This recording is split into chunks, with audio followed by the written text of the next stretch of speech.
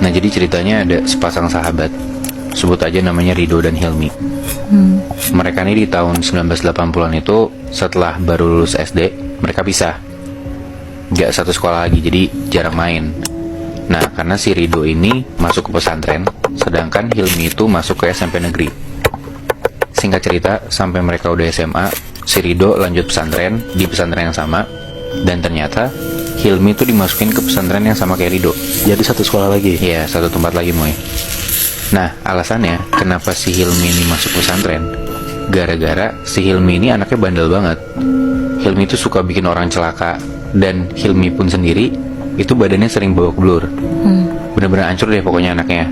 Ya dia suka berantem gitu. Makanya bokap nyokapnya ini masukin Hilmi ke pesantren. Mungkin mindset orang lama juga kali ya. Kayak kalau anaknya bandel ya udah dimasukin pesantren biar jadi bener lagi gitu. Iya. Nah, bokap nyokapnya Hilmi ini nitipin Hilmi tuh ke salah satu ustadz, nitipin juga ke Rido. Ya biar minta dibantuin gitu biar Hilmi nggak bandel lagi. Singkat cerita, akhirnya Hilmi dan Rido jadi deket lagi, kayak dulu waktu mereka masih SD. Nah Rido tuh bantuin Hilmi di pesantren, kayak diajarin ngaji dari awal, disuruh sholatnya bener, kurang-kurangin ngomong kotor, ya dijagain banget lah. Dan hebatnya Hilmi ini jadi anak yang gak suka ngomong kotor, sholatnya juga jadi rajin, ngajinya juga lancar banget. Dan itu hanya dalam waktu 1 bulan. Cepet banget berarti ya? Nah gue juga ngerasa gitu. Nah gue sebenarnya nggak tahu sih hitungannya itu cepet apa enggak. Cuman kalau menurut gue ya itu hitungannya cepet, karena ya gue juga ngaji nggak bisa cepet itu gitu loh. Nah Rido nggak ngerasa gimana-gimana dengan Hilmi yang bisa cepet belajar itu, karena ya Hilmi ngejalanin belajar di pesantren tuh kelihatannya serius-serius aja. Dan bisa dibilang Rido selalu ngabisin waktu sama Hilmi, kecuali di malam hari, karena hampir tiap malam si Hilmi itu pergi keluar pesantren karena dia ngikut satu perguruan silat. Nah jadi peraturan di pesantren ini tuh emang ada jam bebasnya gitu Muy. Nah mereka boleh keluar dari area pesantren setelah jam 9 malam, dan nanti harus balik lagi sebelum jam 1 pagi. Nah gue gak tahu ini peraturan di pesantren itu doang atau zaman dulu semua pesantren itu kayak gini. Karena ya setahu kita kan kalau pesantren sekarang 24 jam mereka harus di dalam area itu kan. Iya benar. Ya. Tapi ya intinya setiap malam itu mereka dikasih waktu kosong buat keluar-keluar tuh gak apa-apa. Nah 1-2 bulan tuh aman-aman aja, sampai di bulan ketiga Rido ini mulai ngeliat gelagat si Hilmi tuh aneh. Kenapa? Jadi kalau di pesantren ini tuh makannya kayak di satu piring gede berlima gitu, kebayang gak sih lo? Jadi kayak nasinya banyak, terus ada lauknya di tengah-tengahnya gitu. Nah pas makan bareng ini si Hilmi tuh cuma makan nasi putihnya doang. Kayak kalau misalnya ada lauk itu tuh nggak dimakan. Terus kalau nasi kena kuah dikit juga nggak dimakan sama dia. Jadi benar-benar pure nasi putih aja. Aneh banget kan? Nah pas ditanya sama Rido, kenapa kok nasinya doang yang dimakan? Hilmi alasannya nggak nafsu makan.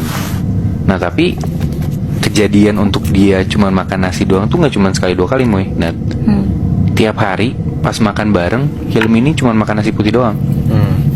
Dan hal ini tuh dilihat juga sama ustadznya, ustadz yang dititipin gitu loh sama orang tuanya tadi yang gue bilang. Nah karena Rido deket sama Hilmi, Rido dipanggil lah sama si ustadz ini. Sebutlah nama ustadznya Ustadz Dadang gitu ya. Sekalian semacam laporan perkembangan gitu, kayak si Hilmi ini gimana perkembangannya, ngajinya segala macam. Udah mereka ngobrol, dikasih tahu lah sama si Rido, emang gelagatnya si Hilmi ini emang rada-rada aneh, ya makan nasi putih doang itu. Nah terus si Rido juga bilang kalau Hilmi itu hampir tiap malam dia pergi ke satu perguruan silat.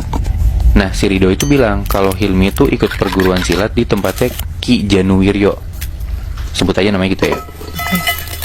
Nah ngedengar kayak gitu sih Pak Ustadznya kaget.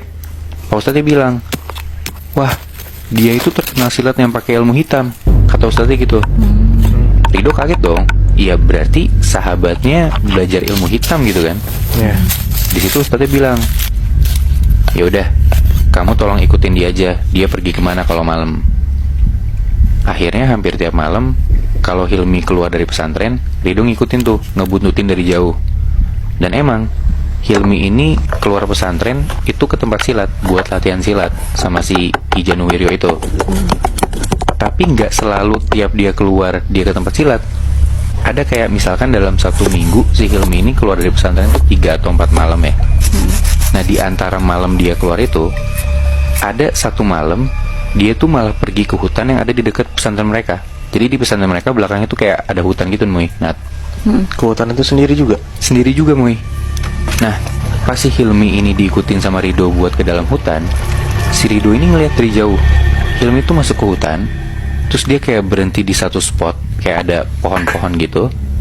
Terus Hilmi duduk sila. Habis itu Hilmi ngomong sendiri. Hah? Nah, besokannya hal ini dilaporin dong sama Rido ke Pak Ustadznya gitu kan. Setelah dengar kayak gitu, si Pak Ustadz ini kayak ngasih sebuah bacaan gitu ke Rido. Kayak, ini ada bacaan,